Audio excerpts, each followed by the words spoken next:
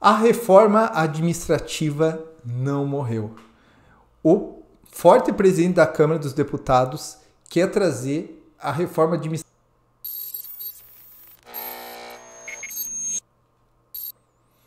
Fala, concurseiro! Meu nome é Guilherme Guimarães, eu sou especialista em concursos, aprovado em 7 concursos e canso de discutir a reforma administrativa. Mas a revista Metrópolis trouxe uma notícia com ele. Eu vou até mostrar para vocês aqui a reportagem. Vai tentar desvincular essa reforma do governo Bolsonaro, que era uma reforma pretendida pelo governo Bolsonaro, em que pese, e depois eu vou explicar melhor o histórico dessa reforma, ela não era uma reforma que foi proposta pelo Paulo Guedes.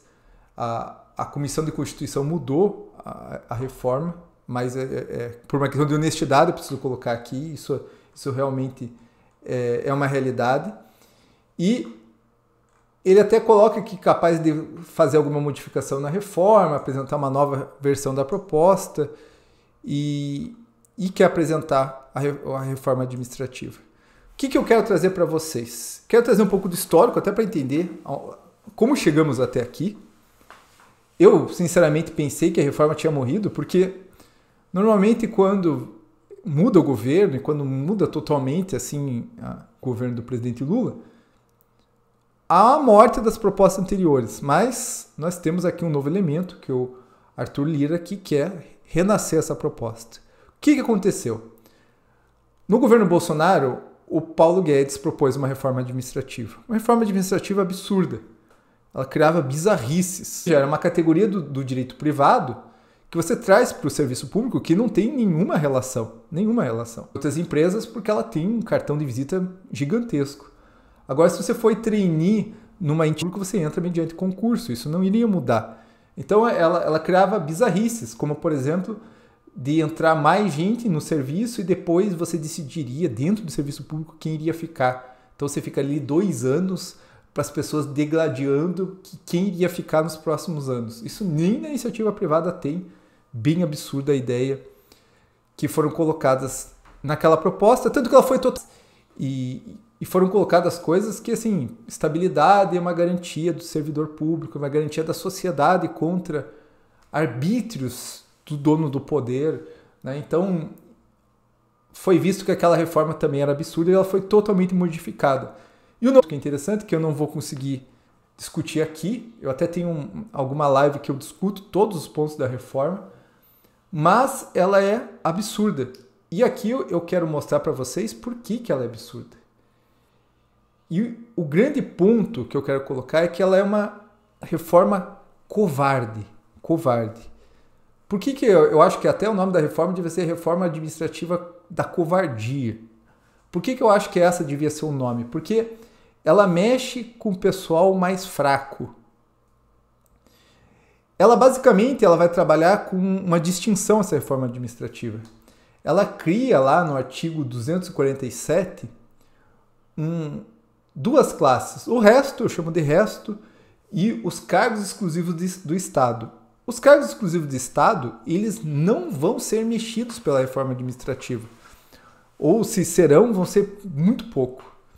E o resto vai sofrer sérias consequências. Só que quem são os cargos exclusivos de Estado? Aqui está o texto, tá, da reforma.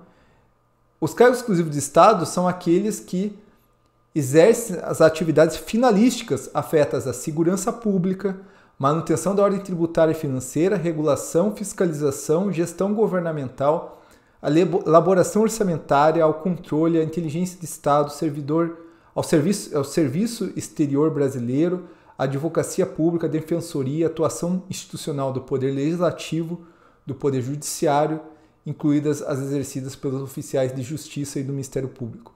Veja que toda a categoria que é forte está aqui. Toda a categoria que é forte está aqui. E ela não vai ser atingida. Então, o grande problema do Brasil é que há uma grande diferença social, um grande abismo social. Esse abismo social, ele também há na administração pública. Também há na administração pública. Existe um estudo que saiu agora, está na Folha, que fala que 70% dos servidores estatutários do Brasil têm remuneração de até R$5.000. E veja, não estou querendo colocar que é pouco, mas não é um absurdo que muita gente diz que o cara ganha 10 mil e tal. 70% dos servidores ganham pouco. Então há dentro do serviço público grandes diferenças entre o poder judiciário, entre o cara que trabalha lá no executivo municipal. Há grandes diferenças. E a reforma administrativa vai resolver isso? Não, ela vai piorar. Ela vai piorar essa situação. Como que ela vai fazer isso? Fazendo essa distinção. Então, se você olhar aquele artigo que eu acabei de mostrar para você, o juiz vai entrar na reforma? Não. Promotor, delegado, defensor público. Essas pessoas não vão entrar na reforma administrativa. Sabe quem que vai entrar na reforma administrativa? O cara que trabalha no administrativo municipal, o cara que é técnico judiciário, a pessoa que é chão de fábrica. Esse cara vai entrar na reforma administrativa. E daí o que ele vai perder na reforma administrativa? Duas coisas eu vou colocar. A primeira é que você vai poder terceirizar. Você vai poder criar uma empresa e terceirizar esse serviço. Ah, mas serviço privado é bem melhor, Guilherme. Será? Será que o terceirizado é melhor? Vai nas empresas. Será que o terceirizado vai resolver o problema? Será que você ser atendido por um terceirizado, enfermeiro terceirizado, vai resolver teu problema? E olha o absurdo nisso daí, porque o terceirizado ele vai receber menos, porque a conta para fechar, a empresa terceirizada, ela só intermedia o serviço. Ela vai ganhar uma parte. Quem vai ganhar menos é o trabalhador. E ele vai prestar um serviço de mais qualidade por causa disso? Você que trabalhou com terceirizado, inclusive na administração pública, sabe os problemas disso. E o outro absurdo, tá, da reforma administrativa, tem outros, tá, mas eu vou colocar esses daqui. É a possibilidade de você contratar servidores por prazo determinado. Esse daqui é muito absurdo, porque hoje já existe isso, já existe essa possibilidade da contratação por prazo determinado, certo? Hoje já tem isso, porém são situações muito excepcionais. Aqui vai alargar de uma maneira inacreditável.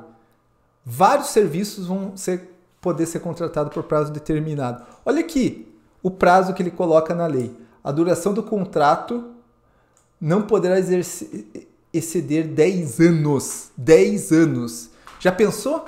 Servidores por 5 anos, 7 anos, 10 anos. Se você quer contratar alguém por 10 anos, por que você vai dizer que é determinado? Então, imagine a qualidade de um serviço que é contratado, que o servidor sabe que vai trabalhar 2 anos ali. Você acha que ele vai se esmerar? Você acha que ele vai buscar qualificação? Ou você acha que ele já está pensando no próximo emprego dele? Esta é a reforma administrativa. Buscar melhorar o serviço público com empresas terceirizadas que são fontes de corrupção. Buscar melhorar o serviço público com trabalhadores temporários. Veja, não sou contra a reforma. Acho que, inclusive, é necessário pensar em privilégios, é necessário mudar muitas coisas, mudar altas remunerações, mudar questões de férias de mais de 30 dias. Eu acho que é necessário repensar uma série de pontos. Porém, desse jeito, as coisas vão continuar como estão e vão piorar. E o Estado, e o serviço público, vai ser prestado ainda de uma forma pior. Ou seja, quem vai pagar esse preço é sempre a população mais pobre, a população mais carente. O que você acha disso? Deixa nos comentários e bora estudar!